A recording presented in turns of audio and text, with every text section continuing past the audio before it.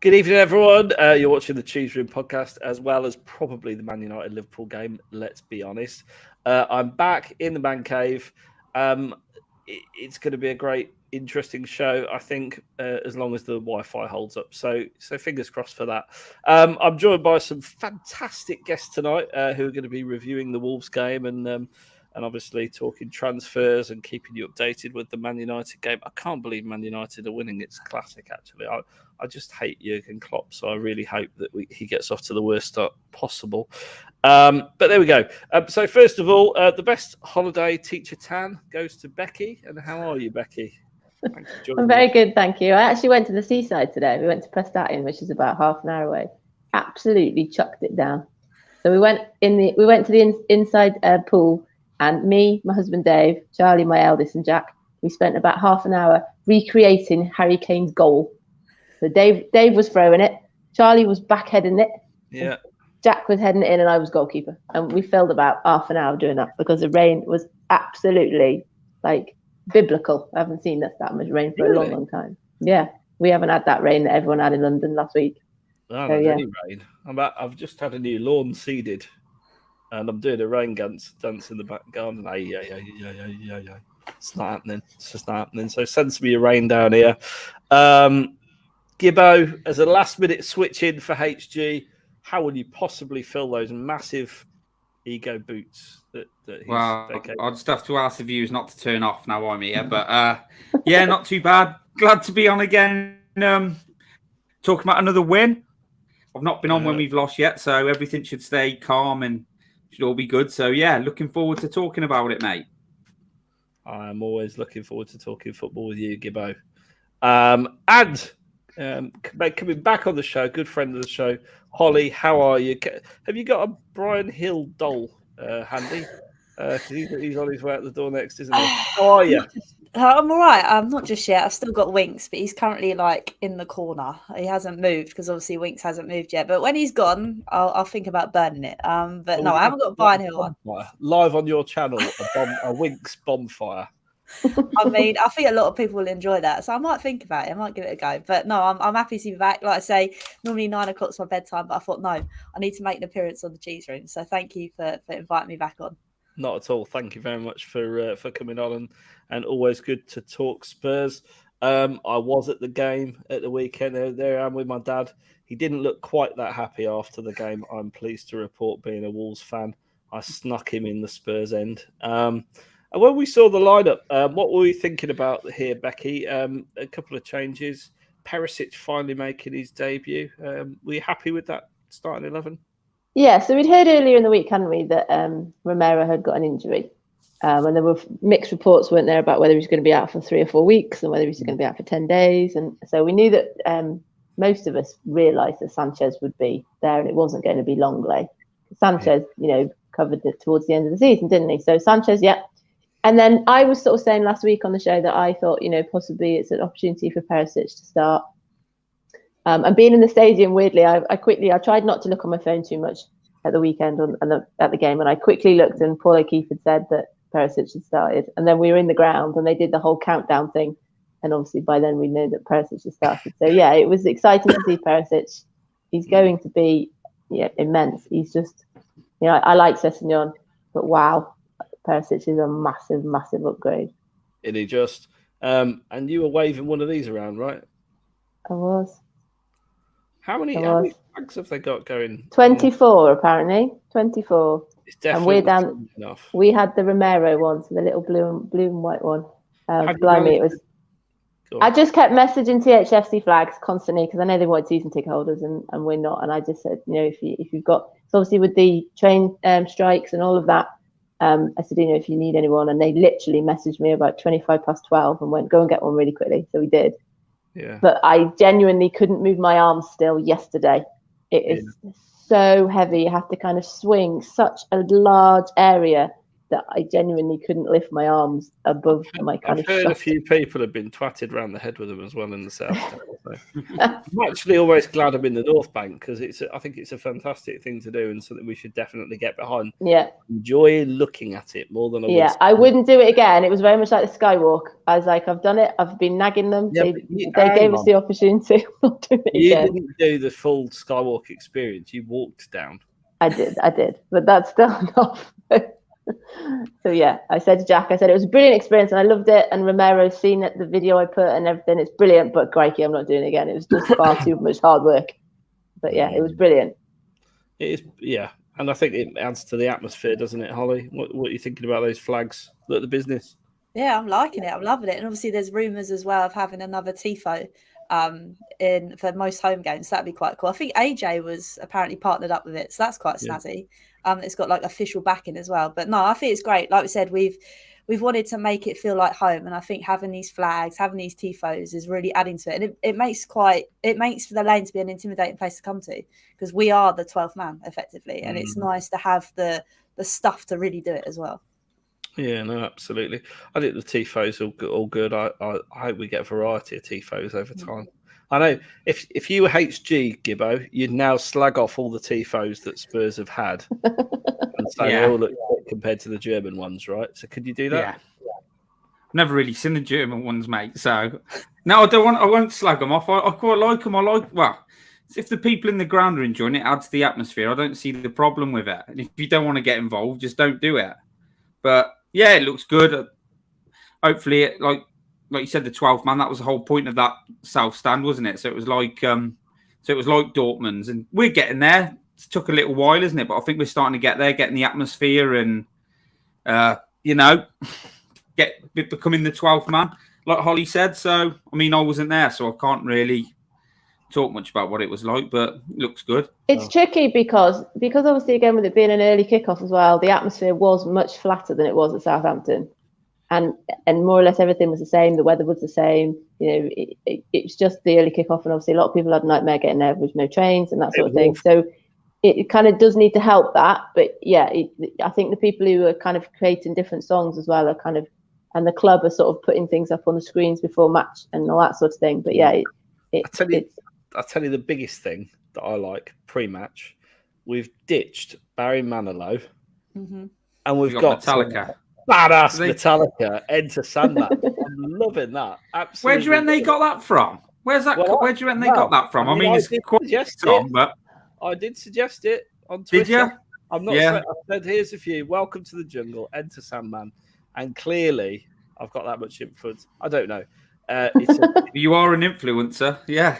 Well, a pretty shit one actually. I've only got about 2,500 followers, but there you go.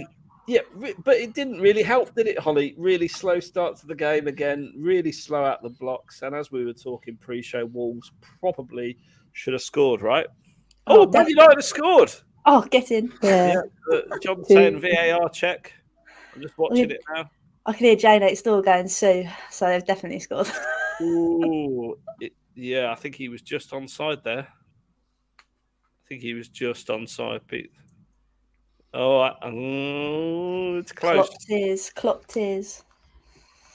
And Liverpool are not going to win anything this season. It's early days, mate. It is, Gibbo, but you need a good start, don't you? You do need a good start. At least to Man United as well with the rough patch they're going through. I mean, Rashford, by the way, with the goal. Which wow. Yeah. It's been a great weekend for Spurs results-wise, obviously apart from Arsenal. So like the results yesterday and today, it's been since Spurs played, it's been quite. As Kane said, when you have a win at the beginning of the weekend, it really makes the weekend. And then we've had some cracking results since. Absolutely. I mean, VR check's all good, and we're all good. So please, there's 43 of you watching already. Smash that like button. Really helps us with the good old Google algorithms. Yeah. Well, do you think it's the atmosphere? Maybe the flag waving was all nice and good, but there wasn't much atmosphere in the ground. Do you think the 12:30 kickoff stunts it a little bit, Becky? Yeah, and like I said, I think that I saw people saying on Twitter that there's a lot of queues to get in and the queues to the bar, and yeah, we had it to Burnley, and the Burnley one I think was 12 o'clock kickoff, and that was the game after the North London derby, and they were sort of saying please continue the atmosphere. my Dave said it this morning. Spurs have started slowly in the last 2 games, and they got away with it at Wolves because Wolves had some really good chances in the first half, and we were lucky to go in 1-0. So yeah, I think any Wolves fans that were there and watched it on TV probably did think that we kind of snatched it, but I thought we were a far better team in the second half. Yeah, I've got a couple of Wolves fans, unfortunately, who are friends, and yeah, they were sort of saying we were a little bit lucky, but we were just sluggish, weren't we? I mean, we had a special guest there, one of the greatest footballers ever to play the game, and he looked a little bit bored. I've got to be honest. I don't think he looked that impressed. I shouldn't imagine he was impressed. Well, he might have been impressed with the hospitality menu. That's all I can say. Oh, he loved that. Yeah, absolutely be loving that. But apparently they were there. They were there for Mora's 30th. I've read since that there was a few Brazilians over. Yeah, there was loads there, wasn't there? They were all in a box, and they were there for his birthday, which is quite nice. I'm sure I'm not exclusively revealing this because Brendan's been banging on about it for about 3 months. But talking about Brazilians, Sandro is actually coming to watch the game with the Cheese Room against Leicester. So we'll be taking him around the pubs and drinking with him in the stadium. That's so cool. I think we've even got him sorted him out a ticket. So that should be pretty decent, shouldn't it, Gibbo? You could be down for that one. Yeah, trying to get a ticket, mate. I had a nightmare when the members sale went on.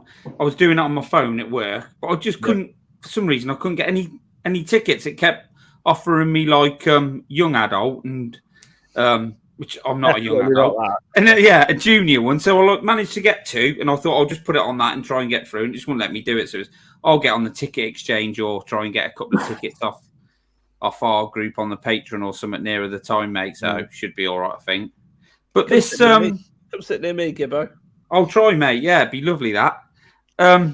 What I was just about to say was, obviously we're saying about this early kickoff and that not helping the team, but why does this keep happening? Is it Conte sending them out like that? Is it the fans have had a long journey or from early in the morning, or is it like the players need to sort of like get their asses into gear and start games on the front foot? What do you think? Because I'm a little bit like, should they be going in at half-time and having to have a bollocking off Conte to up it, or are they a bit like, crowd have had a long journey today, early start, innit? And they're just like, can't really get into this. What do you think? It's a tough one. I don't know. It's happened every single time. And I was talking about this tonight. It's strange that obviously we haven't scored first in any of these games yet. And it'd be interesting to see what will happen when we do that. Do we sit back? Do we go and get another?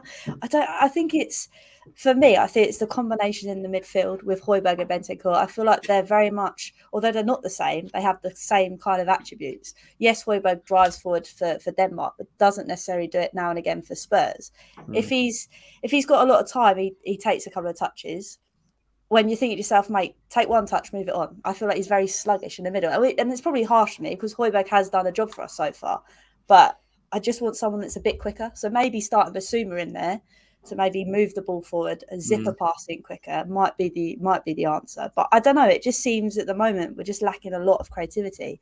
And I know lots of people talk about getting a creative midfielder in, but I think it's just that midfield at the moment that is a massive struggle. Obviously, we saw against Chelsea that it was overworked and there was too many Chelsea players for them to cover. And against Wolves, it was almost like the opposite, as in they had too much time. And you're thinking to yourself, right, ping it out wide, let's give it to Kulusevski. And then you're looking at Emerson, you're thinking, mate, bomb on, put a cross in. And it's just not working. The dynamic of the midfield and everything just isn't there at the moment. I think when you see, you're absolutely bob on. I think the midfield's an issue. And when we play teams like Wolves, they just pack the midfield. And we've got 2 people in there. We look a bit lost, really, especially if the wing-backs aren't doing what we need them to be doing. And Emerson, defensively, solid. I'm not going to slag Emerson off because I think he gives everything for the shirt and he's a good person to have around. But just going forward, he's so frustrating. That the number of times it went down that right hand side and he killed the play. He slowed it right down. And Kulusevski was off it in the first 45, brilliant in the second 45. But I just think if we had even Doherty in that starting 11, he would offer us so much more going forward. They were all sluggish. Sorry, Holly, but they were all sluggish, weren't they? Like the movement, they said the movement up front weren't great. The players at the back got it, and like Dyer got it, but it was just like, let's move up slowly, let everyone get back into position. It's as if it's just like a malaise runs through the team. All of them, and they're just like what you said about Emerson. I think I put in the group. It's where possession goes to die.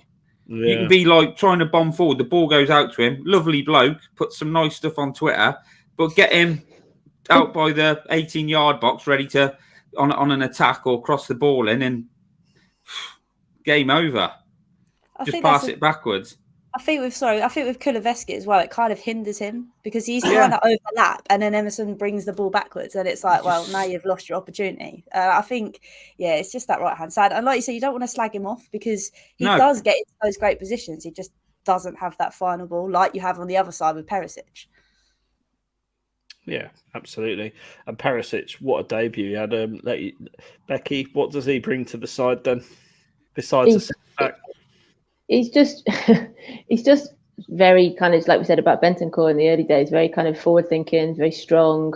He's very quick. I went to put on Twitter yesterday, he's very clever. And I thought, no, that sounds like I'm being really derogatory. I don't mean that. He kind of, it's just done. It's done. He doesn't have to kind of, like you said, Emerson will stop, Højbjerg will stop, Dyer sometimes stops. It's all just sort of boom, boom, boom, boom, boom. And it's interesting they're saying about the way they were in the first half because it was really sluggish. And then they had that kind of corner, didn't they, towards the end? And I had people around me moaning as well that Son was taking the corners when Perisic was playing. But then Son took a corner, or Perisic did. They did switch it, and that's when Kane had that header, and it was just saved over the bar at the end of the first half.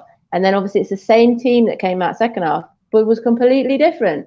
It was so much faster. It was so much pacier. Kulusevski was getting the ball quicker. And Perisic was just bombing up and down that wing. And more or less everything was coming from his side. And then he came over to our side and he was taking corners and they were doing short corners. And it was all just so much faster. Because obviously we all said that Conte would put a rocket up at them at half time. And we were very fortunate to go in 0-0. And there will come a time where we won't go in 0-0. This is the problem. I think a lot of people are like, well, like you said, it is like Gibbo said, is it a strategy? Because if it is a strategy, we're going to get undone. Yeah, so we're going to get caught out. Back to the start of last season, and we won the first 3 matches, didn't we? City was a really good performance. Ben, the other 2, Watford was one. Watford was awful, wasn't it? Wolves.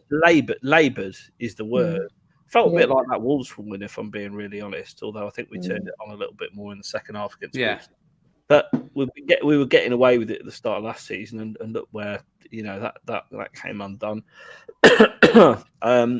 It's just a bit of a worrying thing that Spurs do this. But do you think that is down to the players? Like that first half, do you think they should be? I know football's different now, but there's nobody on there like going, "Come on, this ain't good enough." Lloris is the captain; he's in goal.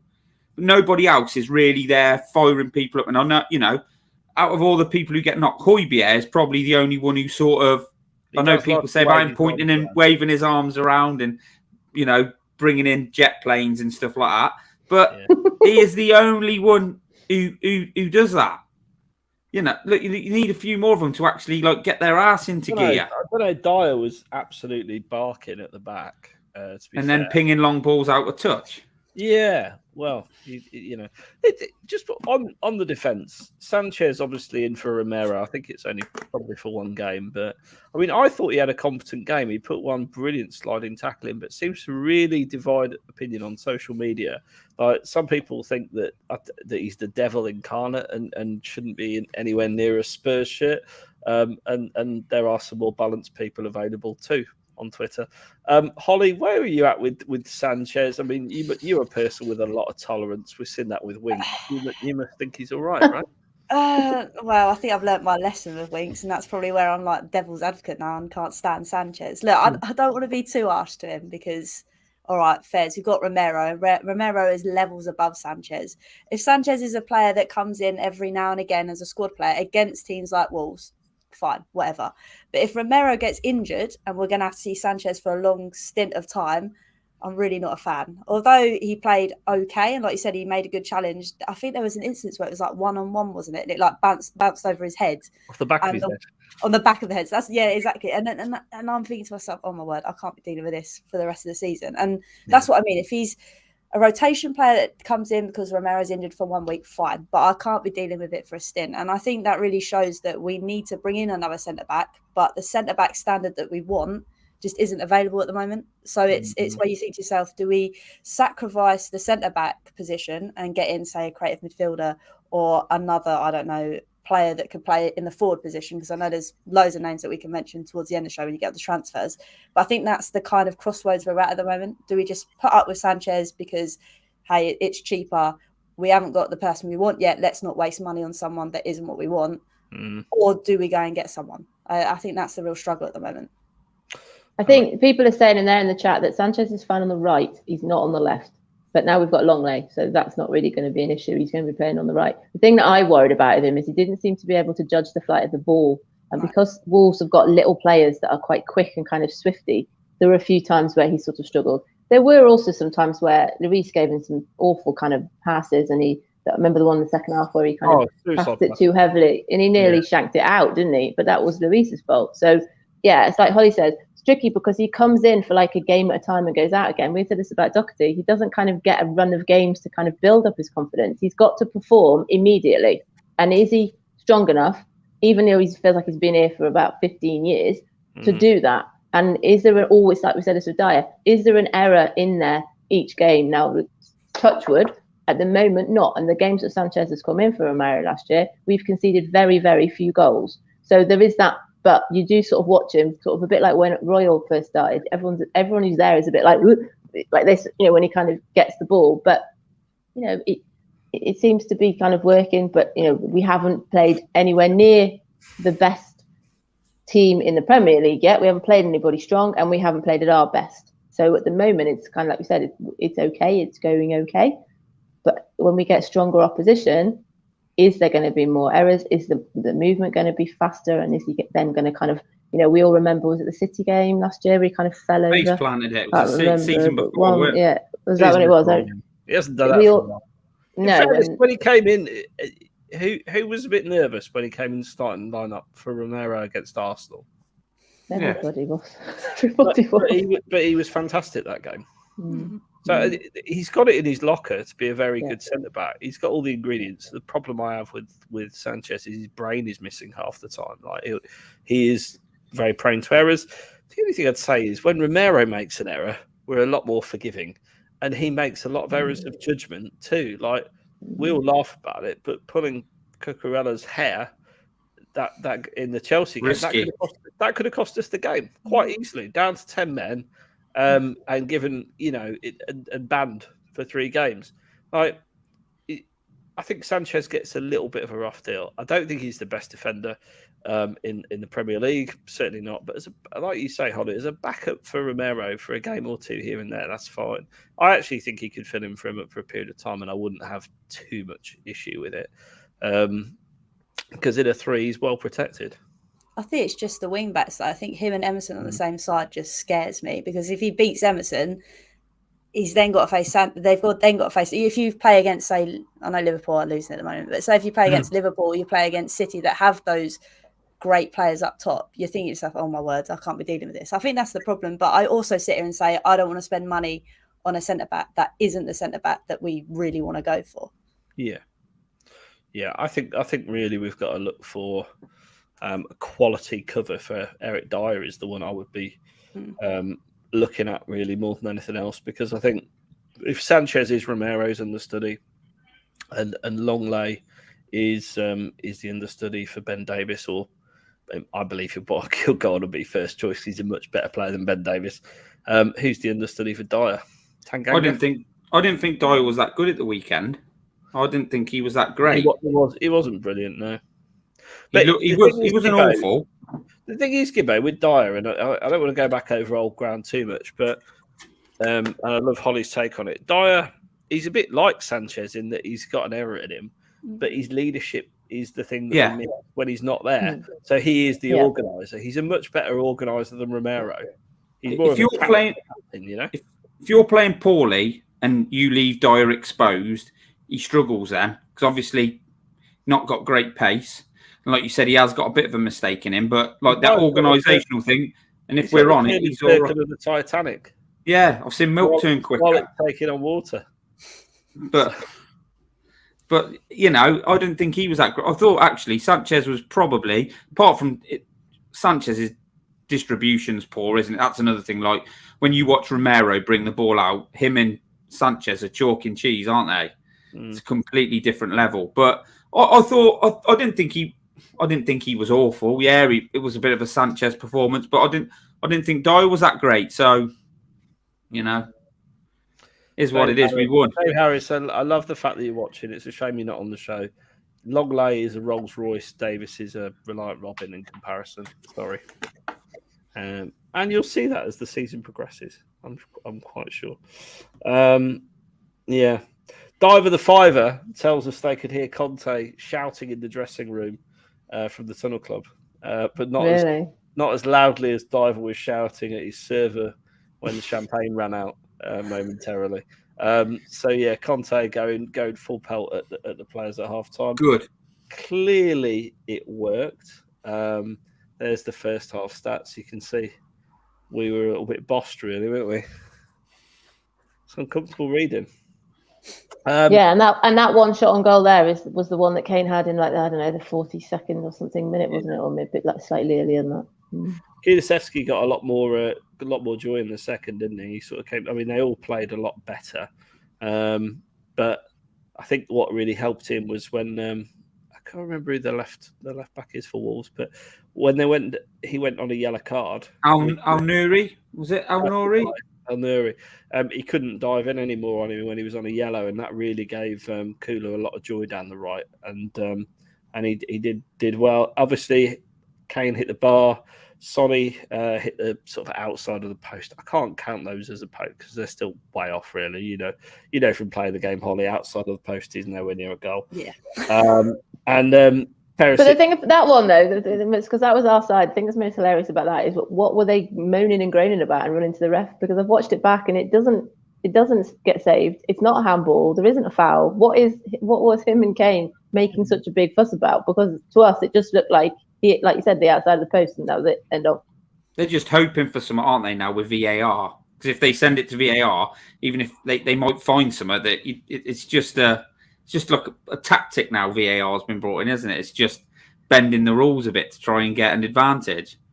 Hopefully they'll find something, and you can get, you'll get a penalty or something stupid like that. That's what I think.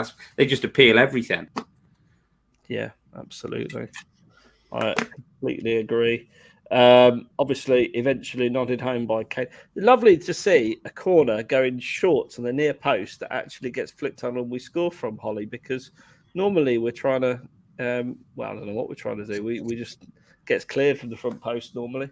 Yeah, Kane, it does. Ericsson. But it worked. It did work, and like you say, it was nice to see it well worked. As in, I know we joke and laugh. We've got this new set piece coach, but it's actually working because that was rehearsed and it came off. Like again, it came from Perisic with the flick to Kane back post, and we know Kane's lurking back post is going in the back of the net, so it is well worked. And I love the fact that the strengths are being utilised, if that makes sense. Kane's in the box. Kane's ready to pounce on the ball, and I think, as lots of us know, it's very irritating. As much as we love Kane coming deep to ping a ball out, you need your striker in your box, and especially for corners. So yeah, it was a well-worked goal, and like you said, I'm very happy that it's come off the way it did, and it wasn't, like you said, a free kick that's either been overhit or been smashed straight into the first defender or played short and nothing really has come of it. So I'm liking it. I'm hoping there's more of it too. Yeah, and I agree with that, because we were saying last week the Chelsea equaliser was obviously from a corner, and I think Jenna said in commentary that it was Perisic sort of saved a poor corner, but I'm not sure whether it was that. I think it's something they had been trying, getting someone on the near post to then kind of either head it in themselves or to, in this case, flick it backwards. And I don't think it was just kind of a mishit corner from Son. And as well, and like there you've got back Kane stats. His movement for that goal, because that we were looking straight at that, is where he kind of does the defender and kind of switches one way. It was very kind of Lineker-esque, the way he was sort of like, you don't know where I am, you can't find me. Oh, there I am, I've got a free header in. Yeah, and the stadium went absolutely mental. I had like goosebumps from the noise of it from when he scored. It was amazing. It was brilliant. Obviously, he scored the most goals for one club in Premier League history. 185, and is closing in on Shearer's record, although still got a long way to go for that one. As you said, the movement was just absolutely brilliant, to be honest. So yeah, and it was really all us in the second half, wasn't it? You could only really see us adding to the tally. I would have said, Gibbo. Yeah, I just want to see us take it to teams like that from the start. You know, the more we let teams grow into the game in the you can't do that in the Premier League, especially against the better teams. But we proved the second half when we raised our game, maybe stepped up the pitch a bit more and maybe started moving a bit more. That really they, you know, like we said, we hit the post a couple of times, didn't we? And we were sort of like, you know, if those chances go in, it could have been a lot more comfortable in the end. But if we'd have been like that from the start, it could have been a much more comfortable afternoon. But it winds me up when they play like that. And I don't see why I just don't understand why they do it. I don't get if it's coming from Conte or it's the players who are just going out there and thinking, we'll just try and control the game. And then they start to lose the battle in midfield and they can't get back in it. I don't understand why we don't do it from the start. Like Liverpool, maybe not this season, but last couple of seasons, that's what they are on the front foot from the start.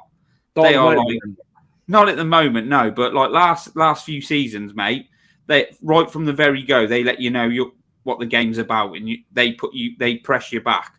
But then again, I suppose they got like they had Trent and Robertson out wide, and when they get in those positions, we tend to sort of like we just seem slower. We just seem to like sometimes we just want to take ages to pass the ball around, and we allow teams to get 10 men behind the ball, and then it's difficult, isn't it? Everyone was laughing when I said Liverpool will have a slow start to the season because they've, you know, Mane was such a key player for them, and obviously they've got Darwin Núñez come in, and they're still getting what's his name, the right winger they signed, Diaz. You know, they've got a lot of people sort of bedding into that team, so I think I'm not surprised they're having a tough start, to be honest. I'm surprised they're losing to Man United, though, because all these teams keep watering their pitch, don't they? It's not fair on Liverpool. I know. It's just not on. Have they had their inhalers this season? I don't know. All these things keep happening. It's not fair. It must be be an agenda against Liverpool watering pitches and 100%. Gianni Vio is the name of our set pieces coach. I think you were referring to. Kulusevski says he should have a pay rise. He does. He said something about he needed 3 times he needed a pay rise. Needed a pay rise, and he's created some of the goals. Now, if he can get Harry Kane to take free kicks well, he really will have earned a pay rise in my knighthood. Then, talking of pay rises, there's 70 people watching and only 30 likes, which is shocking. Maybe we need a like coach in the cheese room. Please do smash that like button. It would really help us out, and it costs you nothing. It takes just a second. Traore had some minutes, didn't he, Becky? Did you see the oil? Did you see that oil torso? This shows how little I know about kind of European football, and I didn't look at the Wolves team either. Because when he came on, I looked straight at Jack, and then we looked at the people behind him and went, he's obviously come back from Barcelona then. We didn't even genuinely realise. And the thing is, wasn't it quite soon after that he took Perisic off? Perisic got a knock, didn't he? Or he'd had enough minutes, and then he brought Sessegnon on. And the few that were around us were a bit like, how is Sessegnon going to manage that? Because to be fair to Traore, he did just pick the ball up, didn't he? And just ran as much as he could. But he's all over the kind of rumour mill again today. Conte's put on Instagram a picture of Richarlison and Traore, and I said, does that, a lot of people have said, it's because Traore's back being rumoured again. I genuinely said it was just to remind people that he was back in the country, because I didn't realise. But then is it because he's doing that because Son is going to be replaced by Richarlison, and it's kind of given everyone like a Monday of gossip? I can't imagine that Conte is giving team selection information out on Insta. But of all the photos that he could have put out, though, all the photos he could have put out, couldn't he? It's quite a pointed photo. Why not put a picture of Kane celebrating, or or Kulusevski, or Højbjerg doing this, or what I mean? Why select those 2 players?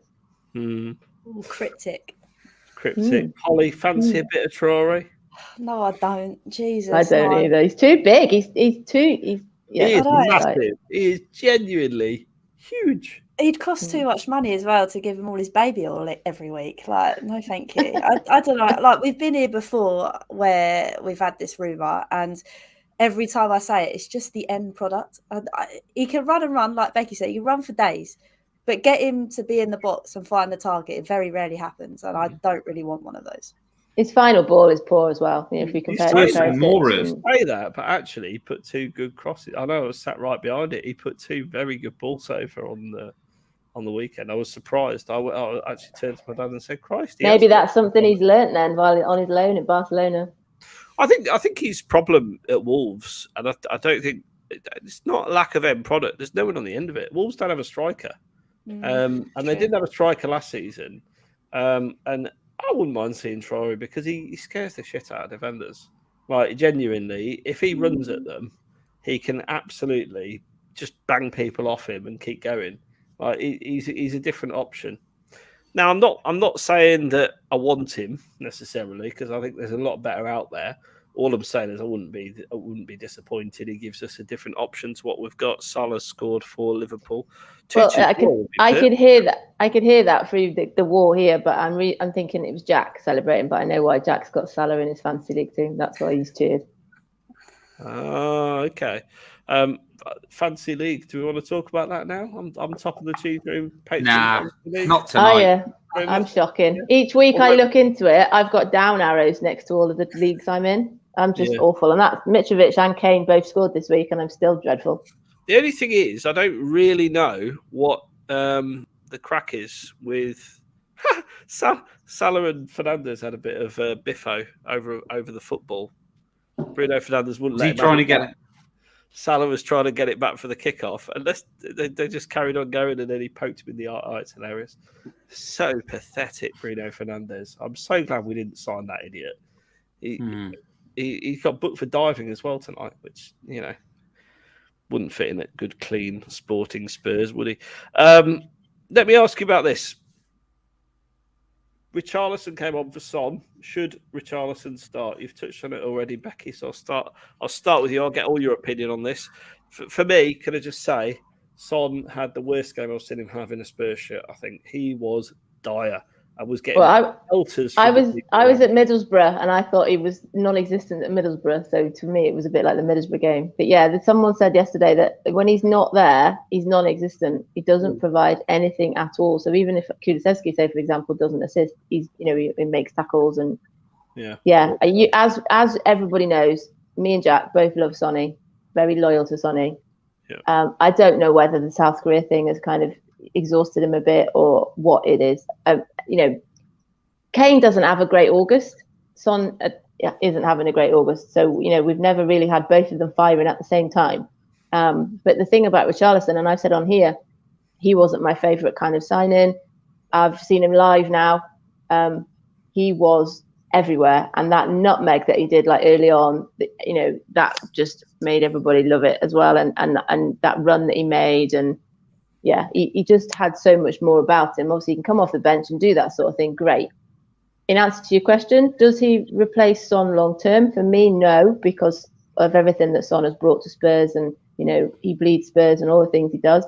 But is Son not coping well with the fact that he's got competition now? And that's going to be, as we just said then, you've got Romero, you've got Sanchez, you've got Longley, you've got Davis. There's always someone that can kind of come in.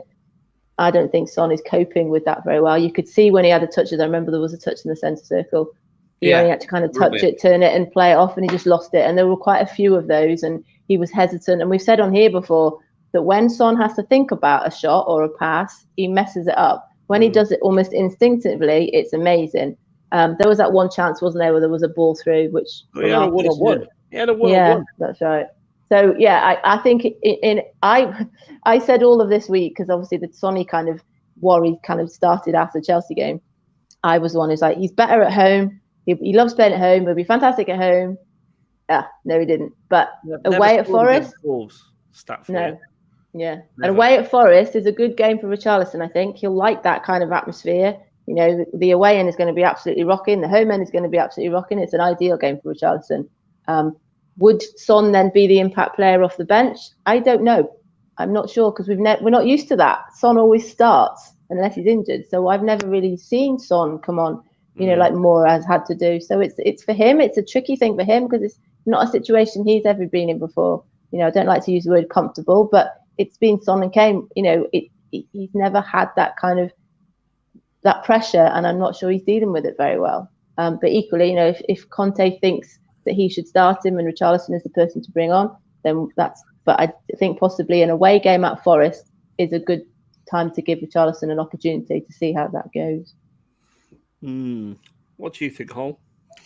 It is really difficult because you sit here and you think, Sonny, like Becky said, Sonny is world class. And I don't say that lightly because we could all sit here and say all the contributions he's given to Spurs is ridiculous. There's a long list. And it is difficult to sit here and try and back his corner when the last 3 games he hasn't really done anything. But then I think to myself, is that because we put the bar so high?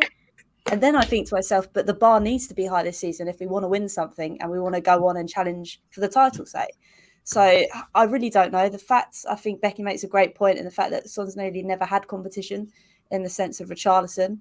But also, like Becky says, I don't know whether Sonny can make well, it's a bit silly me saying I don't think Sonny can make an impact because I think he will if you take Richarlison off. It's just he's never really been in that environment in the Premier League to do so. A cup game's different. But I also think he does need a bit of a rest because I think we forget for a player going to his home nation to have a tour with a Premier League club, it's not just him playing in front of his home fans, say. He's got all the press stuff, he's got all of this and that and that. And I'm not making excuses for him because he's a professional player, but it must be so mentally draining and physically draining. But again, we're in the Prem, we're fighting to be at the top of our A game. Something needs to give. And maybe it is dropping in for Richarlison, but do I see Conte doing that? I don't think so. Gibbo, your thoughts?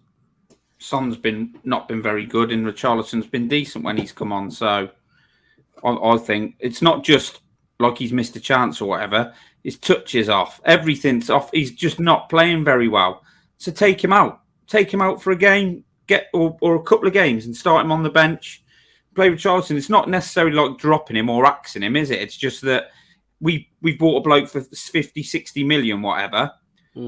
And if players aren't playing well, then we've got this guy to come in, and that's what we bought him for. And Son's not playing well, so whether it's a kick up the arse he needs or a rest, mate, give Richarlison a start, see what he can do. Hopefully it'll work, and Son will come on at some point and start firing again. But he's definitely not at the minute, and it's that when he like his control and stuff's off. Like Becky said, that one touch he had in the middle of the pitch, that was woeful.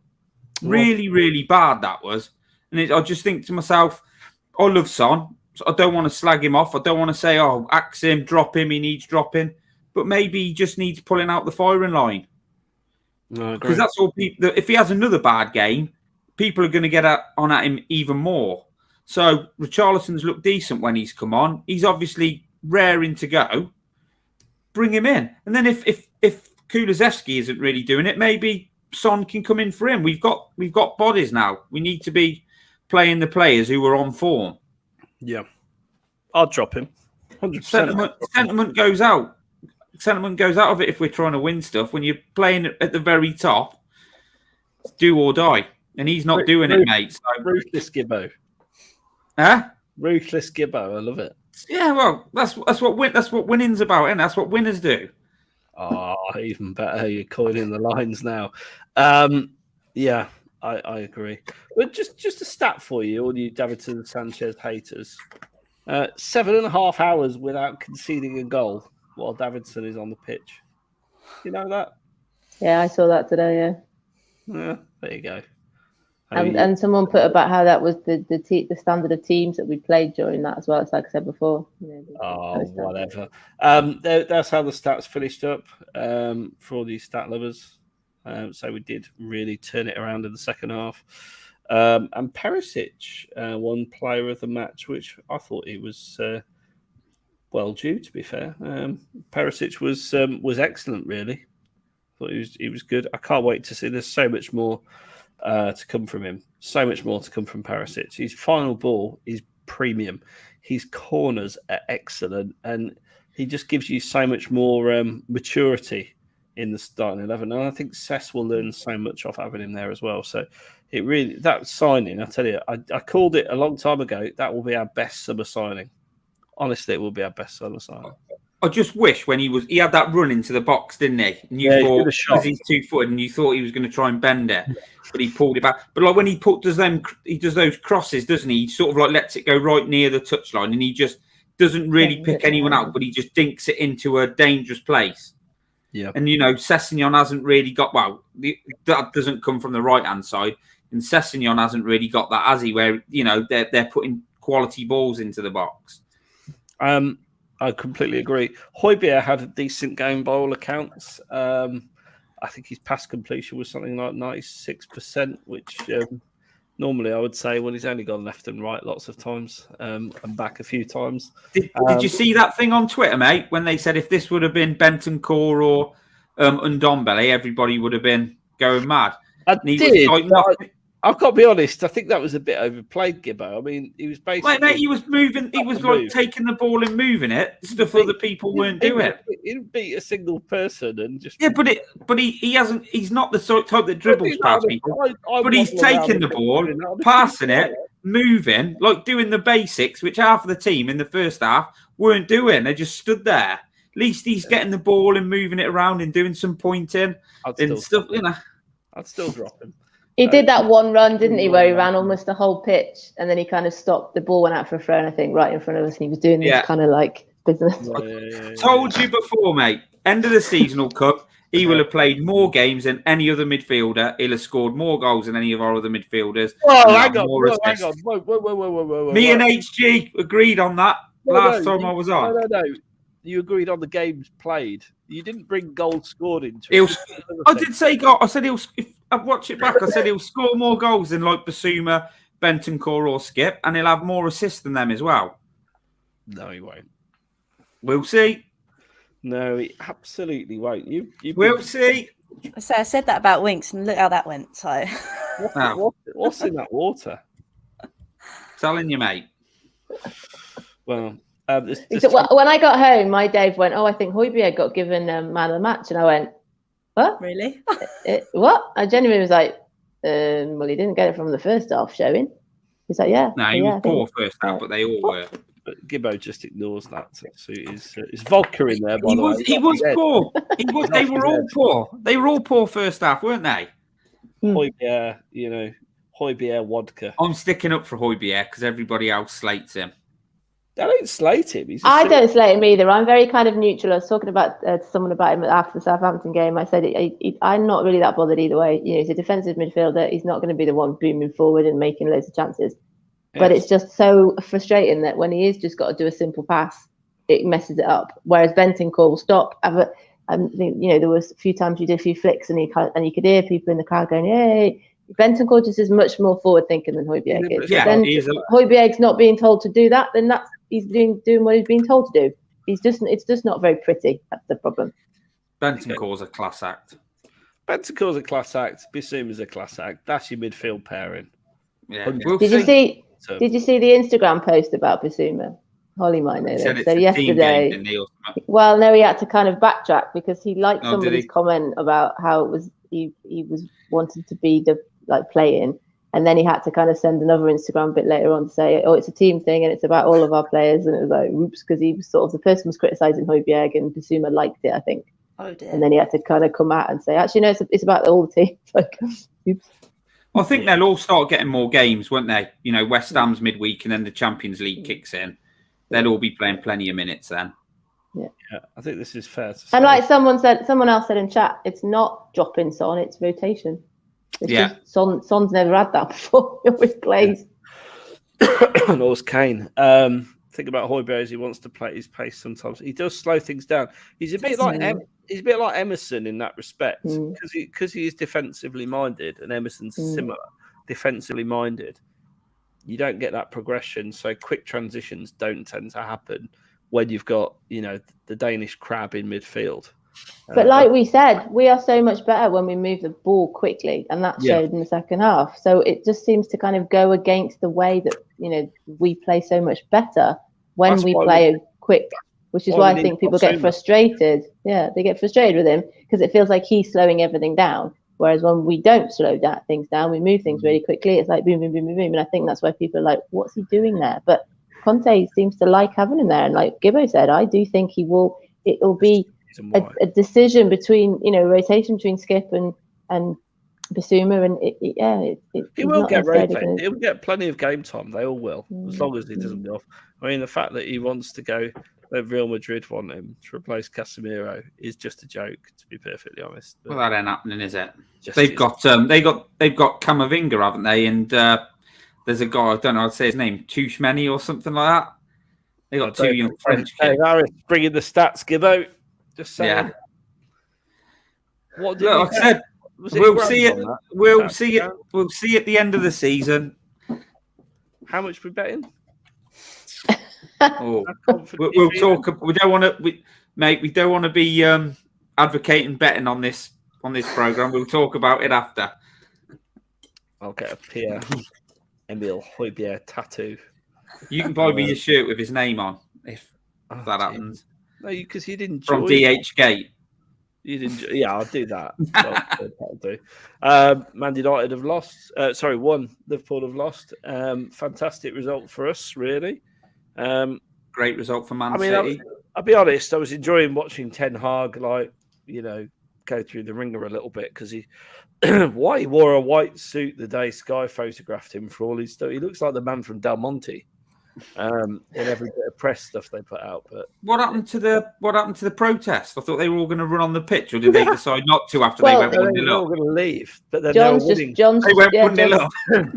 John's just tweeted that. He's like, oh no, my friend Ollie tweeted it saying that they were going to leave, but only when they win. If they lose, if they win and they don't bother, they just stay there. So like, what the hell? Some of our protests, when we're winning, everyone shuts up. When we're losing, we've got about protest and all the rest. Before they protest, they go and buy a load of stuff from the Spurs shop. Yeah, absolutely.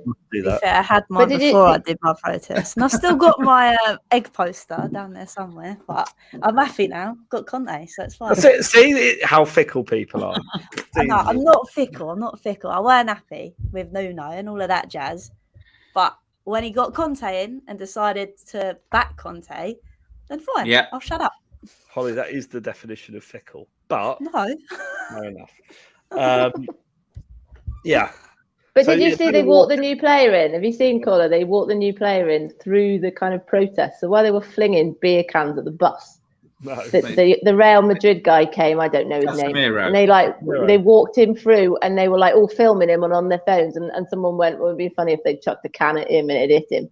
So they kind of stopped their protest to follow him and film him. And then when he went in the ground, they then carried on flinging beer bottles at the bus. They're off their heads. They spent $1 billion on players. $1 billion. Very privileged. They have not. Someone put here today about, do you feel sorry for United? And when I looked at it, 4% had said yes. And I replied with, who the hell said yes? Growing up in the 90s, everybody supported United. And it was just United want everything. And it was horrendous. So no, I don't feel sorry for them. They've got money. They've spent money. They've just spent it in the wrong way. And that's really hilarious to watch. So no, I don't feel sorry for them at all. No. People are everyone wants to win at the end of the day. That's the problem, isn't it? There's always got to be, only one team can win the league. Of course, it's going to be us this season. Champions League draws this Thursday, isn't it? 5 p.m. Gibbo, Becky, you going to be on that show? Yeah, I'm hosting that show, and this is genuine. Jack has asked if he can help because I said I've got 3 days to kind of do some research. It's probably a good idea given you don't know most of the teams. Yeah, I'll be doing some genning up between now and then. I think pot one. I know the people that we can get possibility from pot one. Do you know what? Ajax and Frankfurt and people like that. PSG are in that, so I know that. AC Milan. But that's as far as I've gone. Bayern Munich. Pot 4 is going to be the tricky one. I mean, this is definitely going to be worth tuning in for. I've got to be honest. Just to laugh at me and my poor knowledge. James and Diver on with you, so there you go. I really wanted to be on it, but my daughter gets her GCSE results on Thursday, so I think we're going to go out for something to eat. By the way, I can't be on it. I noticed that he's put this in the run sheet for me tonight. This is hilarious, if I'm being really honest. Did any of you watch the fight at the weekend? Yeah, I did. I mean, Joshua just got battered. If I'm being really honest, like there was no chance he was going to win that fight. And yeah, at the end, I've never seen someone behave like so badly. Like threw the belts. He went full WWE and had a Karen meltdown in the ring. He literally threw the belts out, stormed out, then thought, "Shit, I might not get my TV money if I don't do an interview." Went back in the ring, grabbed the mic, stole Usyk's moment, and just like literally went off on one, chatting absolute twaddle for about 3 minutes. It was weird. Was really cringe. It was the bit that because we went out after we got back from the game. We got back about 9 and went out for a few drinks for a friend's birthday. Got back and watched it, and then saw the end. And then the bit that I saw was when he was sort of saying, "I don't know what's going on in Ukraine, but it's not nice." And you're like, I know. AJ, stop talking. Just Did he stop say something talking. about going to jail? It's all right, I've been to jail, mate. I know how you feel or something. I was like, Lost the mate, plot, please ain't he? shut up. He's lost the plot. Have you seen it, Gibbo? I've seen some of it, mate. I went out and we were all planning to watch it, but I had a couple too many and I was just dancing around and singing instead of watching the boxing. So I need video footage of that. I need video footage of Gibbo dancing. That sounds ace. We went to a silent disco. Friends had a party and we went to a silent disco because they didn't want to disturb their neighbours. Once you got them headphones on, it's even louder, and everyone's just singing all different songs. So we were just a few went in to watch it, and I was just outside dancing and singing and that. Yeah, so I watched it all the next day. Jesus, It was a long Sunday. I know. I can imagine Brendan being a bit like that when we go out with Sandro. To be fair, like proper pulling the dad moves out. Yes. Yes, that's it. So yeah, Champions League draw. We're in pot 2. There we are. There are the pots. So like I said, I know who's in pot 1. Yeah. We can't get Liverpool in pot 2. No. We're not allowed to get, so we're in pot 2. We need that bit. Good. There you go. Yeah. And pot 4 fills on Wednesday, doesn't it? On Thursday, the Wednesday. Yes. So Marseille have already qualified and will be in 3 or 4, depending on what the teams make it through. So it's still a bit cloudy as to who's in that 4th pot, but. I mean, it should be. Which pot are Arsenal in? I missed that. Which pot are they in? The one that's going to be picked for a Thursday night. Yeah, are they in Europe? They ain't even in Europe, are they? They did make it to Europe. Did they make it? Yeah, they play on a Thursday night because they're shite. Rubbish. Yeah, because you're not very good. Those are the remaining qualifiers. So there you go. Who do you want? Who do you want to see us play in the Champions League? It's been so long, Holly. What did you make it to some Champions League matches last time round? I don't know. There when Winks dominated Real Madrid? That was the only one I've been to be fair, actually. And that's why I played well. And then since then he fell off. So it's my fault. But no, to be honest with you, Champions League, I know it's nice to get an easy run. But if we're going to win it or go far, might as well play the hardest first, mightn't you? I think that's the best way to look at it. I don't really care who we face. You can only play who's in front of you. So who it is, so be it. I mean, Conte's record is rubbish in Europe anyway, Gibbo, wherever he's been pretty much. So does it matter who we draw? Is there anyone you'd like to see us play? I'd like just teams that I've not seen us play before at the ground or on TV. I want my PSG. I don't really want Dortmund again. We've played them a few times. Just don't really fancy any Italian teams, but just some different teams who we've not played before in Europe. Make it a little bit interesting, and obviously teams that we can hopefully beat and go through. So, but it's going to be tough, isn't it? It's the Champions League. It's the elite competition. So you get who you get, and you've got to do the business. It's a very well put way of saying we've got to perform. Yeah, absolutely. Yeah. So there we go. Lots to look forward to. By the way, this happened. So in case you wonder where we get our inside information on the Cheese Room, tune in on Wednesday night. I'm sure Steve, is it a kiss and tell interview on Thursday night, I should say? Becky, you're going to get him to talk about this experience? Yeah. Apparently you had a lengthy chat with him. It wasn't just like going to stop you for a selfie. He spoke to him for about 5 or 6 minutes. Yeah, definitely. We'll get more bits out of him. We were lucky to meet Gary Mabbott on Saturday, and I had a little bit of a chat with him. He's so lovely. Really lovely. Really lovely. But yeah. You met Mabs before, haven't you? No, that was Mickey Hazard. Oh, was it? Yeah, so this time I asked him how he was, asked him if he was well. But yeah, no, if Diver's been speaking to Paratici, we need to get some insider information because, like I said, the rumour mill today is that, you know, Hill is going, and Conte said, didn't he, that if someone's going, somebody else is coming in. So, you know, I think there's two more maybe to come, I think. Zaha was mentioned today, wasn't he? Yeah, from Palace. It's because he's only got a year left on his contract, I think. People are just putting two and two together because we've been interested in him in the past. But look at that. Antonio Conte on his Insta.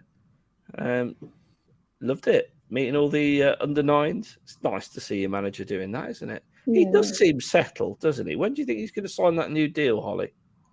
Hopefully very soon.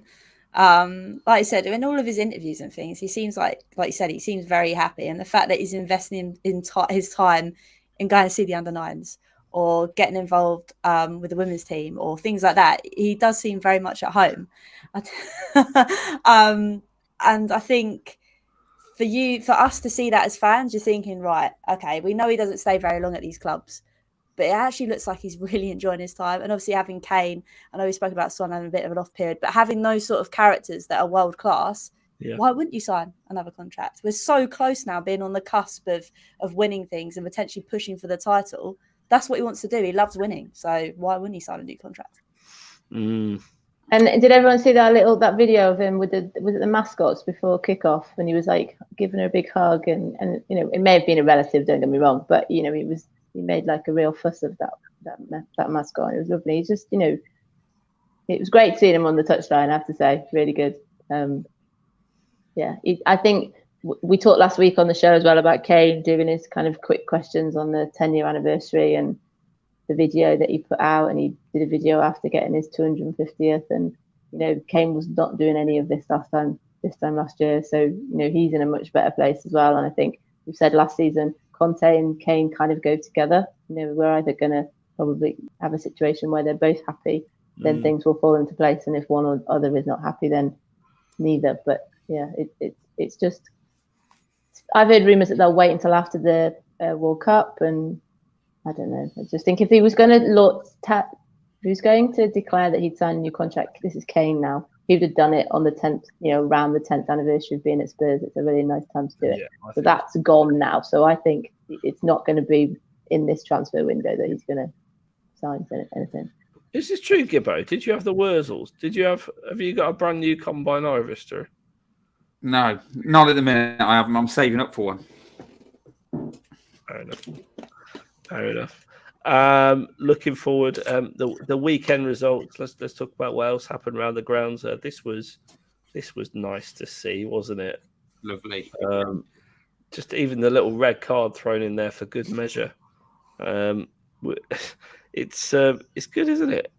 We understand that the Chelsea petition to get the game cancelled due to the Leeds player not allowing Mendy enough time to complete his Cruyff turn is up to 150,000 signatures, apparently. There you go. Players went by playing, coaches went by coach, and Tuchel went by the Klopp school of crap excuses. So yes, it's great to see them struggle, isn't it? It's going to be an interesting season. I've said it before, I'll say it again. It's going to be a really interesting season, isn't it? There's so many teams with new players, key people missing, a bit of lack of form. Look at what things you love to see. West Ham losing all 3 games of the season to start with. It's going to be completely different this year, isn't it? The one sort of fly in the ointment, Becky, is the Goons winning, isn't it? Yeah, I was just, as you were saying that, I was just thinking they're the last team left with a 100% record. Something came out, didn't it, when the fixtures were announced, that they've got the easiest first 3 fixtures or something. So yeah, people don't need to lose their minds. You know, like we said last year, we won the first 3 games. It's not an indication of the whole season. You know, City having a bit of a blip start, it's not an indication just from yesterday either. So we're not getting carried away with ourselves. But yeah, Arsenal haven't played anybody decent yet. I said before that we hadn't played anyone decent, and of course we did play Chelsea, but I don't think we played necessarily Chelsea at the strongest because they haven't, you know, Sterling's only just started, and you know, they were kind of still sort of piecing things together. But yeah, they need to play. They've got Fulham next, I think. So it'd be interesting to see how Arsenal get up against Fulham, because Fulham, you know, started quite well, and I think I was saying to somebody coming back in the car on Saturday that they're doing what Leeds did last year and almost getting all of their points early on. And then if they start getting injuries and fatigue and that sort of thing, then they'll be okay. You know, Leeds nearly went down, but Fulham are playing really well. So hopefully, the thing that frustrated me about the Arsenal game is that Palace played really well this weekend and they didn't show up against Arsenal. So we were hoping on first game of the season that Arsenal were going to put a fairly decent showing in. You know, Palace did really good on the weekend. So yeah, hopefully Fulham can do us a favour. We've said this on here before. You know, we do need other teams to drop points for us to kind of challenge. You know, it isn't going to be a case that we're going to win the league by 20 points. Like tonight, you know, Liverpool have dropped points, City have dropped points, Chelsea have dropped points. We are going to need those kind of favours. But yeah, we're just kind of going about our business and not, like I said before, I haven't really kind of got out of third gear yet. And, you know, I sort of thought we'd get 7 points from the first 3 games and we have. So yeah, Forest is going to be quite a tasty atmosphere. But again, it's a more than winnable game. Did any of you see this? Yeah. So during the weekend, obviously Newcastle versus City, terrific result for the Geordies. But Eddie Howe brought his son on as a substitute. Look at that! Wow. He looks like his brother. It's a striking resemblance, that is, isn't it? Who is it? Matt Ritchie? Yeah. They're like mates. They're like brothers. Yeah, brother from another mother. So, you know, breaking news: agreement between Valencia and Spurs for Brian Hill to play on loan at Valencia till the end of the season. So, just another loan for Brian Hill. Dave's gutted. Dave Harris gutted. No, he's gutted. He's going. Is he? This is a big future for him. Oh, there it is. Yeah, there it is. Yeah. Oh no. How do you feel, Holly, about Brian Hill? I think he's got a lot of potential. I don't know currently if he's built for the Prem. So maybe a loan is decent. Would I prefer him maybe to go to a league in England? I don't know. Would it be too rough for him if he went down? I'm not sure. For him in Valencia, it's probably a bit easier. It's his kind of play style. But do you want him to carry on succeeding in that environment? When's going to be the right time to transition him to the Prem? So I don't know. It's difficult. I think he's a good lad, but again, he needs experience, and it seems for the people at Spurs that that's the right move for him. I just don't know when will be the right move for him to play in the Prem or in the English league. I mean, if he sets the Spanish league on, it might lead to a big money transfer to someone in the Spanish league, I guess, and we make a profit on the player. Because that's what Chelsea do really well, isn't it, Gibbo? Yeah. I mean, he's not really played a lot, not featured very much under Conte, has he? So, you know, I think if we're going to keep him long term, then a loan in this country would have benefited him more. If we're not really that fussed, if we let him go and we bring someone else in, and like you said, if he goes to Valencia and performs and we can make a bit of money on him and get another player in, I don't think Conte and co are that bothered about it, really. There is a bit of potential there. I think he looks quite good, but if the management don't see it or aren't that interested, then move him on. I mean, it'd be an interesting one. I think the other person moving on potentially, Sergio Reguilon. We know he's been a bit exiled. But I feel a bit sorry for him. I don't think he's done much wrong. Well, Forest is the latest one on a loan. Yeah, and they said that he's carrying an injury as well, so possibly that's why it's been tricky to kind of loan him out elsewhere. Yeah, I mean, the interesting thing is, amongst all of these rumours, no takers for Winks, Holly. Will he please leave? Is he going to be there? He's going to be there, isn't he? He is. He's going to be lurking in the background like he is currently sat on the floor. He's just going to constantly be there. And it is horrible because, don't get me wrong, there was a time when he was brilliant. I just think, sadly, things have evolved and he sadly hasn't. And he's just not the player for Spurs anymore. I think he could... I wouldn't want to say that he's probably better suited to the Championship, but... Could that be his level now? Because I don't think anyone in the Prem is going to be wanting him, and that's what really surprises me. Why hasn't he done like Huddleston and gone to somebody like Hull or Norwich? And because he probably Dawson didn't. Because he probably sees himself, to be honest, Becky, as better than that. You know, he doesn't come across as that kind of person. I don't think he's that kind of mentality. most footballers got a massive ego, haven't they? You know, even though they come across, you've got to have But that if he's bit playing so little, surely there will come a point when he'll say, right, I've got to do something, otherwise I'm just going to sit here. I think it's because he's I think through and through. I think it's because he doesn't know any different. I think he. Oh, sorry.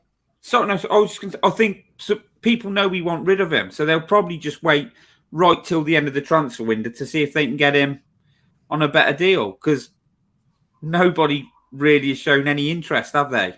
You know, and they know they want rid. So, but what I was going to say is, if he doesn't move on, I don't think he'll be integrated back in the squad. I think he'll just be in limbo until he can get him. I can't see Conte bringing him back into the squad. No. If we're going to bring someone else in, let's talk of bringing someone else in anyway. I just can't see him. I think he'll just be sat round twiddling his thumbs until somebody does come in for him, if they do. No, I agree. I agree with you. What do we make of the Spence rumours that he's been asked to go out on loan and refused? Has anyone heard of that? What do I think about Spence? I think it's hilarious that I foresaw this whole thing and said to everybody. In fact, I might dig the tweets out. Spence ain't going to be a starter. He's not a Conte signing. He's being bought for the future. And I was told by many people, including some in the cheese room, what are you on about? He's going to be first choice, straight in the team, well ahead of Emerson, well ahead of Doherty. He's been bought for 2 years' time. He's not been bought for now. It wouldn't surprise me if we've asked him to go on loan. I can't imagine he's refusing it, surely. But he didn't want to go on loan, did he? I think that before he came, like it was taking ages, but there was the talk of him saying, look, I don't want to move to Spurs or any other club to go out on loan. So when you bring him in then, if he's saying that, you think... But if that didn't come from Conte and that came from Levy, and then he's turned up and Conte's gone, actually, you don't fit, you need to go on loan, that's where possibly the problems come from. But he's not an issue to hang around the club either. You know, we need a big squad. You're playing like League Cup, yeah. Yeah, exactly. I can't imagine. I think the whole thing's bullshit. I think it. He was in some of the videos last week. There was a nice video of him hugging Sarr, I think. So he's still, like you said, noticed when Winks appeared in one of the videos, everyone was like, "Oh, Winks is alive." But Spence is in the videos. He's training with them. It hasn't been kind of training by himself or anything. No. I think it'd probably come from more sources, wouldn't it? If he was playing up and something like that happened, I think there'd be a bigger noise around it. I think it was only one person, wasn't it? There was just one tweet basically saying that, and then he took his post down, didn't he? Just a load of noise, to be honest. Just a load of noise. Adrian makes a good point there that obviously he's homegrown as well, so we need homegrown, don't we, in the squad? So yeah, he shouldn't go on. If he's someone who's born for the future, if he's someone who's being bought for the future, if that is true, and then he refuses a loan, that isn't going to bode very well for the future, is it? Like we talked about Kane last year, he talked about how he went on loan, and then I think they asked him to go on loan, and he said no, he wanted to fight for his place. But he had gone out on loan first, and he had kind of had that experience. So yeah, I think it is just clicks and noise. I think it's bollocks. Yeah, I think you need him for League Cup games. Yeah. And FA, he'll probably start early rounds of the FA Cup as well. And if somebody gets injured, he'll get some games then, won't he? So I think he'll get plenty of game time. Whether it'll be enough for him, I don't know, but he'll definitely start getting game time when the cup competitions kick in. Yeah, I agree. He'll get plays. So who's going to replace Hill then, Gibbo? Who's the word on the street? Well, that Malinovskyi from Atlanta. I've not seen loads of him, but he scored a cracking goal the other night. And on my YouTube scouting, I've seen he can hit a ball. He can strike a ball. Good at set pieces if he'd be allowed to take them. Well, Kane's on the pitch. But yeah, I don't know a fat lot about him, but he doesn't play all the time for Atalanta. So maybe, he'd come to us and fill the same sort of role. But he's got a decent strike on him, offers something different than Brian Hill, maybe. If you need a goal and you need someone to have a dig from outside the area, we don't tend to do that very often, do we? So, no. Thoughts on this, Holly? Would you be happy? Well, I haven't really seen a lot of him, although I know that he's a number 10, and he did score yesterday. So if we want someone that's going to score some goals, he could be the answer. And like Gibbo said, if he isn't in the squad all the time, it's just another option to come in. And obviously with the likes of Spence, I know we've spoken about, obviously, cup games. That'll probably be a great run out for him to rest the likes of Richarlison and Kane and Son. So I wouldn't say no. Obviously, it's all down to the fee again, isn't it? Or do we go balls out for Maddison? Scored again at the weekend. Very good free kick. He's some player, Becky. He's in my fantasy. Him, right? He's in my fantasy team, so I have heard of him. Yes. And I watched the Leicester highlights. He nearly scored a free kick in the first half as well, didn't he? Yeah. It's a tricky one. I was talking to somebody on the train on the way back. He said, because I think he put on his phone, and Maddison scored, and he went, same as we said before. He said, it's not my money. I don't care how much he costs. They were saying that's the type of player that we need. Obviously, we were talking about how in the first half how flat it was and how slow it was, and he was saying Maddison was the ideal sort of player we need to have, and it's gone quiet, hasn't it? It was quite a lot of rumours about whether he was coming, and it's tricky because Leicester are playing shocking, and they are players that go in, and I saw something yesterday that Betton had been suspended on Rodgers as well, being the first one to be sacked. They're not skin. That's a misrepresentation. They're not replacing those players, are they? They've sold these players, and as a result, their squad is really depleted, and you can see that in the matches that they're playing in, and he's really standing out. So, you from his point of view, why would he want to stay there if he has got people sniffing around him? It's like we said, there could be so many different deals going on. We just don't know. I think Maddison might be one of those ones that somebody signs kind of really late in the window, and he goes to somebody like Chelsea, and it's just one of them kind of boom, 80 million or something ridiculous. But yeah, the guy on the train was like, so what if he's loads of money? We need to get him in. So what tricky. What if Leicester don't want to sell him? I mean, it's the most simplistic outlook on things ever. But I mean, they still haven't sold. Tielemans is still at Leicester, isn't he? And his contract's running down, and he will cost less for people to buy. So I can't see him letting both Tielemans and Maddison go. And this was always the issue. This was always the issue, to be honest. And Tielemans didn't start, did he, on Saturday? So people were reading a lot into that, weren't they? Yeah, exactly. I can't see us going for Maddison.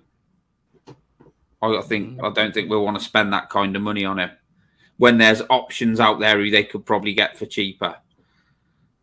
But we've said this all summer, though. Why haven't they just gone and done that then? If there are, we said this to the centre backs, if there are people out there, like Holly said before, the idea that we're bringing Longley in for 1 year is because apparently they were then going to go in for somebody else next year. If there are these better players out there in midfield, why haven't we just gone and done it? And is it because there's negotiations going on that we don't know about? Probably going on, and I think I always said, I think we'll start looking for opportunistic signings. Players who get near the window sort of become available, don't they? So I think that's probably what we're doing. We tend to do that a bit, don't we? So. But hopefully they'll get somebody half decent in. It'd be nice if we made another big signing in an attacking area, wouldn't it? But I'm not quite sure if we will. No, I'm not sure. I can't see. Don't want that bloke from Leeds, that Dan James they started talking about tonight. Daniel James, yeah. I mean, that's an interesting one, isn't it? Didn't he go to United for about 30 million or something a few years ago? Yeah. That's how he's ended up there. But he actually had a really good start to his Man United career. He scored in nearly every game for the first 6 or 7 games and looked the business. So there's clearly a player there, but I can't imagine we're going to Leeds to try and sign him randomly. I mean, that's just... It didn't work out very well signing players from Leeds last time, did it? So it's probably not a good idea to go there again. Who was the last one? Jack Clark. Oh, Jack Clark. Yeah. Oh, gosh. Yeah. Franco's man. Yeah. I quite like the idea of Zaha. That'll divide opinion, but I think he's all right. If he comes in and buys in and knows what he's sort of like, what his role. Yeah. If he buys in, yeah, because he can whinge for England, can't he? But then so could Richarlison, and we haven't seen any of that. Yeah. I didn't see any moaning and groaning from him or anything like that. So I think my only concern would be if we have too many characters like that. That's my only concern. At the moment, Richie's the only really one, and maybe Romero. But that's I don't think Richie is like that, though. I don't think he is. No, I genuinely think he's a bit misunderstood. I think he's a bit of a shithouse on the pitch, but he's Brazilian, very, very humble Brazilian footballer. Did you see the video of him taking penalties with a Royal in somebody's back garden? That was lovely. I love the fact that the three of them get on so well, and it's really nice. Yeah. He's just a good guy. Maybe Sandro could introduce us on the same team. That's what we're working towards anyway. But yeah, I mean, what do you think about Zaha? It was mentioned earlier. Zaha, he's only got, I think it's 1 year. I think I'm right in saying he's got 1 year left on his contract. So he would be more affordable, albeit I can still see Palace saying absolutely no way we're selling our star player. Are you a fan of his, Holly? I only go by the fancy football points tallies, right? And every season he is one of the top sort of 5 or 6 wide players in the fantasy football. So he's consistent. He's done it for a long period of time. And obviously he had his big money move to Man United that didn't work out. But no one's big money move to Man United works out. Casemiro will be the latest flop. So, he's got something, hasn't he? Yeah, definitely. There's definitely something in his locker. And like you said, he's adored by Palace fans. I just think sometimes his temperament isn't all there. But then you said about Richie, maybe that's just him on a football pitch. That's just the way he is. So I don't know. I mean, would I say no at this point in time? Not really. I'm just, whoever wants to come in and wants to buy into the Conte regime, then I'm down for it. Well said. Did we see the Crystal Palace thing they did last week announcing everybody's names when they had to pronounce their names? And he was the last one, and he went, "This is ridiculous. Why are we doing this?" And they left that bit in. It was really funny because he was going Louis Zaha, and then they had to repeat it slowly, and he was like, "This is ridiculous. Why are we doing this?" It was funny. But yeah, I agree with Holly there in the sense that he's got to want to come. He is adored by Palace. He's quite successful there. Like you said, he's had the kind of grass is greener, and it didn't work out. So I think. But then on the flip side of that, why hasn't he signed a new contract? And as soon as the contracts start running down, this is where every season you get every transfer window. Well, he's been spoken about for years, hasn't he, Zaha? Yeah. He's absolutely been spoken about for years, Gibbo. Yeah, he has. And I just think he'd be a really good squad player, mate. Yeah. But it's like we said about Richarlison, though. He's not going to come to Spurs to be a squad player. He wants to be kind of given this assurance because obviously he starts for every game for Palace, doesn't he? And this is the tricky thing. He'd rotate. Yeah. Surely. I think if you go to a big club now, you can't sort of demand to be. Very few players can demand to be. But there's not. You can't. Not very many players can demand to be a first choice regular starter, can they? So. If you could get him and he could come in buy-in, I think he'd be a decent squad addition. But can I see it happening? I'm not sure, but I wouldn't mind. I can't see it happening at all, to be honest. But yeah, Adama as a squad player, I think we've already covered that. I said yes, everyone else was not so keen. Yeah. And this is a fair point. Players are off the wage bill, so... I don't know what our net spend is now. Do you got any ideas? Anyone got any ideas, Gibbo? I ain't got a clue. It's all this excitement about 150 million. I think we're probably about 60 or 70 into it. But Romero's still not been announced publicly, but he's 45 million, isn't he? So it's a big old chunk of cash. Even though we'll play it over many seasons, I'm sure. It's still a big wedge. So. I don't know. What's your dream window look like, Holly? Who do you want to see through the door within the realms of reality before the end of it? How many and who? Oh, it's a good question. I'm not very good at transfers. But I wanted a big name centre back. Channel, you're in a Matt Hayes. I know. I'm not a Matty Hayes. He's on it like a carb on it. But. I don't know. I wanted a good centre back into, obviously, like we discussed tonight about Sanchez, but I know that's deep down that's not going to happen this year because we're hopefully waiting out for Bastoni. So I don't know. I know loads of people talk about a creative midfielder. I'm not too sure if that's Conte's way, regardless of what we all think. I just don't think that's how it's going to operate. Yes, it could offer something if the game's not working. plonk in a cam or something, see how the game goes. But I just don't think that's what Conte wants to do. So to be honest with you, I'm not really too sure to answer your question. I don't know what my perfect window looks like. I just know that we've added some players in, like a backup striker or forward, shall we say, in Richarlison. And that makes me happy because I haven't had that for a long time. And we've got Perisic and Basuma, that was a top player, Brighton's top player. So it kind of shows that recruitment is a whole better than last time. A long way. Don't forget long way. Becky, what do you think? You're always good with transfer. Yeah, I think if Hill is going out, then we are going to get somebody in that position. And then, I think we said last week, the sheer panic when Romero was out injured, it was that whole conversation. We just said it earlier in the show. What happens if Dyer is out injured? Who do we actually have? Tanganga is not the person. So I agree with Holly in the sense that we hear that they are waiting out for somebody else next year, but we do need a centre back, and that just showed that like I said, the panic that Romero might be out for 4 weeks. I think we do need a centre back, and I keep hearing these rumours that we are apparently actively in the process of getting one. It's just frustrating when we hear that and then we don't hear any names or anything about it. I think I'm the same.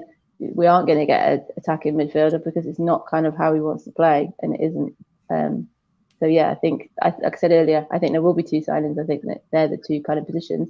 In terms of who, I have no idea. But if they're the people that Paratici and Conte believe are the right people, then that's fine by me. Such a cop-out when you say that. Gibbo. Right wing back, mate. You're banned from saying if Conte wants it, then it's all... No, I won't say if Conte wants it. It won't happen, but the ideal window for me now would be if we went and signed a decent right wing back, like somebody who's going to come in and make a difference. Because you saw like what Perisic did on the left. It just ain't coming from the right hand side. So I think that could be a bit of a game changer for us if we did that, but I can't see that happening.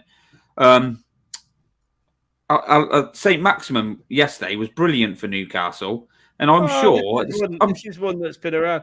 Apparently, he's got a release clause. I'm sure he had a release clause to a Champions League club. I think he's the sort of guy who could come in. So instead of buying a creative midfielder, which I don't think Conte plays with, he'd be a guy who could come on and give us something different from, say, like Son, Richarlison or Kulusevski. Somebody who sort of like commits players and takes players on with a bit of skill, a bit of trickery, more than sort of like a guy who's going to dictate the play more. But I'll tell you what I'd love. But I don't think it'll happen. Like this stuff at Barcelona. What you really want, Gibbo? Well, Frank, that De Jong from Barcelona, they're having dramas with him, aren't they? It's like they're saying to him, if you don't take a pay cut, we'll have to sell you. I'd love to sign someone like that. I mean, I like Højbjerg, I like all our midfielders, but he is quality. That's not going to happen. No, it's not going to happen. None of the ones I've said is going to happen, are they? Well, I did say within the realms of reality was the question, Gibbo. But Traore then, and if we're being real, if we're being proper real, Traore. Right. Now, I don't know, mate. I'm not going to say if Conte, but they'll be looking at all different deals. Just if they can improve that squad, that'll be enough for me. I mean, I think they've improved it a hell of a lot as is. Yeah. The Richarlison gives you so many outs. It's untrue because he can play anywhere on that front line. Right wing back, mate, is an issue, I think. Right wing back is a massive issue, but I've got to be honest. Doherty, if he plays, I think he'll transform the side. He genuinely will. He did. Not having that. It's a position we've already got two players in, so I don't think that's a position that they're looking for either, because there's two players. Get rid of one of them if we can get someone decent. If you can get someone decent, get rid of one of them and bring someone better in. I don't know, mate. That's not my job to find them, is it? That's Paratici's. No solutions, only problems. But no, that's not my job to find them, is it? I don't think they're. I don't rate. Sorry, that Hakimi. Yeah, get old Hakimi in. Yeah, get. There's got to be someone out there, hasn't there? There's got to be someone.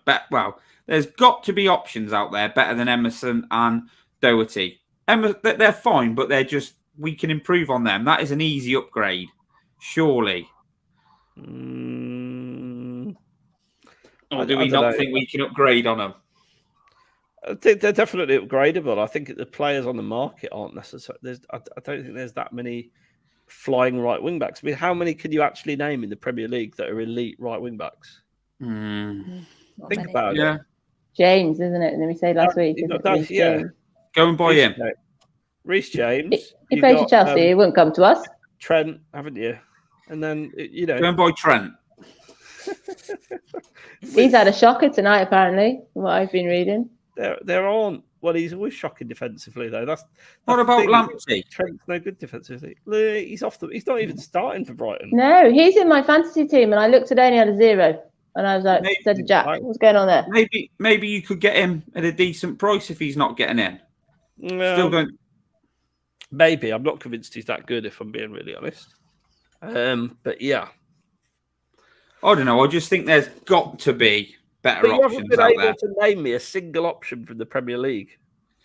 Well, we don't have to buy him from the Premier League, do we? But you want Prem proven, don't you? No, I've never said. Well, I don't say Prem proven. Good players are good players, mate. Top quality players are top quality players. Doesn't matter what league they're from.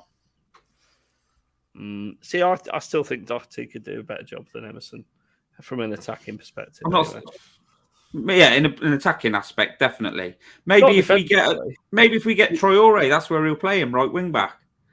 I think you've got the right wing back thing. It just depends who you're playing. Like when you're playing a very average, a Southampton, say, yeah, no disrespect to Southampton or Forest or whoever, you should be playing Doherty in those games because he's our most attacking option. I don't think he's fully fit because he obviously had that nasty injury at the end of the season. And I think that's why they're gently eking him back in. But I think he's the player for those games. Emerson's fine defensively. Like, there's no issue with Emerson defensively at all. He's very, very sound defensively. Going forward, he's a meh. That's the problem. So I just think it's about horses for courses. You've got to pick the right one. But no, it's tricky because if you go back to the Southampton game, he was passing the ball to Kulusevski and then Kulusevski curled that ball in. So Emerson had a good second half then. Did he? I mean, I could stand up there on the right touchline and pass it to Kulusevski. Just give it to Kulu. There you go. I want him getting round the defence. I want him putting the balls across. That's what a right wing back's supposed to do. And Kulu runs off him. So I take your point, but he's not that good an enabler, and you saw that against Wolves at the weekend. He just every time turn inside, pass, safe option. He doesn't do any of the attacking work down that right. It's lucky we've got Kulu down there, who, by the way, we've got no backup for. If he gets injured, Lucas is your attacking thrust down the right, and I mean, yeah, I'd be worried straight away about that. So look, for me, I think you're right. I was actually endorsing your point, Gibbo. To be fair. The original point, I think we're light at right wing back in terms of a class act. Spence ain't the answer. If anyone thinks he is, they're tripping. And I think that my ideal window looks like a quality centre back, if there's one available on the market. I think you need a Dyer backup.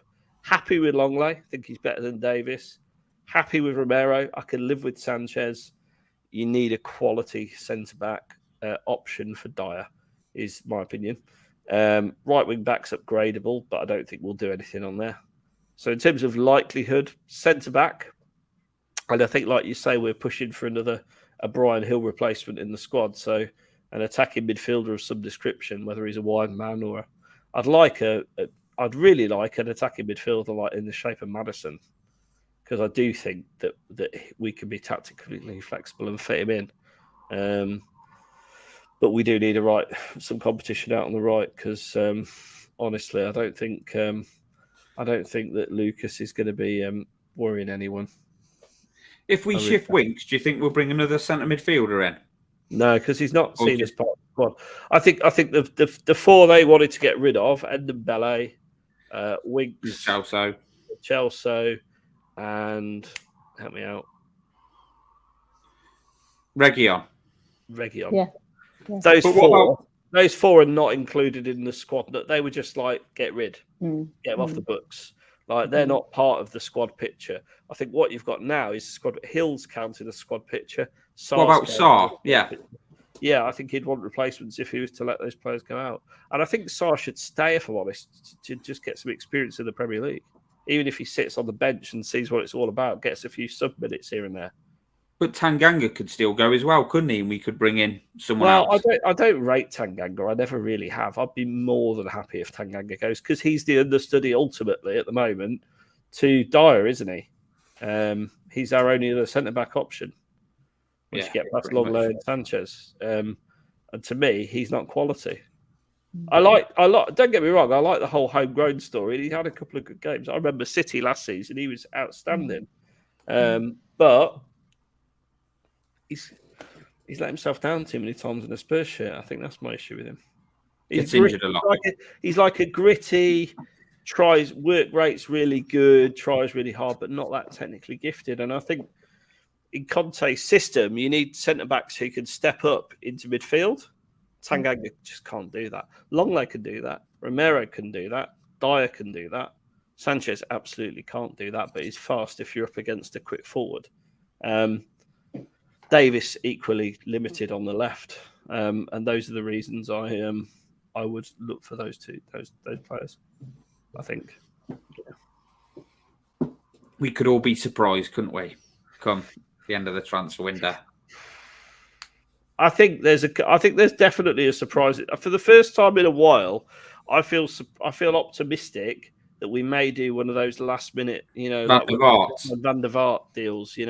Like we seem to be in the market for a big player. If there's one available, we'll put the money out there. Because if you look at the players who we've signed that really improved the squad, Perisic, Bissouma, and Richarlison, they're fantastic players. They walk into most Premier League teams. Yeah. And that's I'm sure we'll be in the market for more quality like that if we can. As long as it's not a last-minute Gregor's Raziak deal or Fraser Campbell deal, we don't want any of them. Forgotten about those. Worst forward I've seen at Spurs, Gregor's Raziak. Right up there with Andy Booth. Yeah, he lasted a short period of time, didn't he? He was woeful. Absolutely woeful. Yeah. But there you go. All good. We've been going over an hour and a half now, so we should probably pack it in. We're going to be back on Thursday. Becky's going to be hosting the Champions League show. Champions League, the only place in North London you will find a Champions League show this Thursday night. Holly, tell us all about your channel. Thanks for coming on again. No, thank you. Like I said, it's been good fun. I'm sorry I can't come on when you ask me normally because I'm normally asleep. But no, thank you so much. I've really enjoyed it. So I just do Holly's Hotspurs live under the name Holly Agabar, and I just kind of do what you guys do, get guests on, talk about the game just gone. Yours is pretty much more in depth than mine, but no, it's really good. So thank you very much for letting me come on. No, really good channel, Holly, and everyone should get over there and subscribe. Absolutely. Gibbo, no new combine harvester. Not today. But some good Spurs insight. Thanks for joining. Nah, mate. Always a pleasure. Love coming on. Gutted I can't be on the show Thursday, but I'm sure it'll be a good show. Then I'll just be waiting around till other people can't come on and you can just drag me off the sidelines and drag me in, mate. What are you doing on Thursday that's so important? Anyway, I said my daughter gets her GCSE results, so spend all my time on here or taking my son to football, so probably should take an interest in my eldest. You should, yeah. Once or twice. Take her somewhere nice to celebrate. Yeah. McDonald's we're going. Definitely celebrate. Becky, thanks once again. Glad that your flag waving experience didn't result in anyone being hospitalised. No, it was great. I really enjoyed it. But yeah, and I've got 3 days now to do some Champions League research. So I'll get on it in the morning. I'm still off school, so going to be watching this. Get on FIFA. You'll learn loads off there. Watch the kids playing FIFA. You play FIFA, Gibbo? No, I do not, mate. I'm 43. I'm 40 and I do, so clearly those 3 years you've got make all the difference. I might get to 43. I won't be interested in silly computer games. Yeah. FIFA? Bit of FIFA? I used to stream it on Twitch until I got really irate with it, and now I just play Madden, the egg-shaped football. So me and Diver have an odd game of Diver the Fiver have an odd game of FIFA on Twitch. It doesn't sound like a fun game to me because when I can hear my son in his bedroom, doesn't sound like he's having fun on it. It's not fun. Just tells me he is. He's just not very good at it. That's all, Gibbo. He thinks he is. He's probably playing foot champs, and that is soul destroying. So shouting. Well, he's always blaming the internet for lagging. Yeah, mine do that. Yeah. Yeah. Right. It's lagging. It's lagging. You're the one gig. Yeah. Although, you know, with the old financial crisis, I'm going to be back on dial-up before you know it. So there you go. Right, thanks very much for joining, everyone. And as ever, come on, you Spurs. Come on, you Spurs.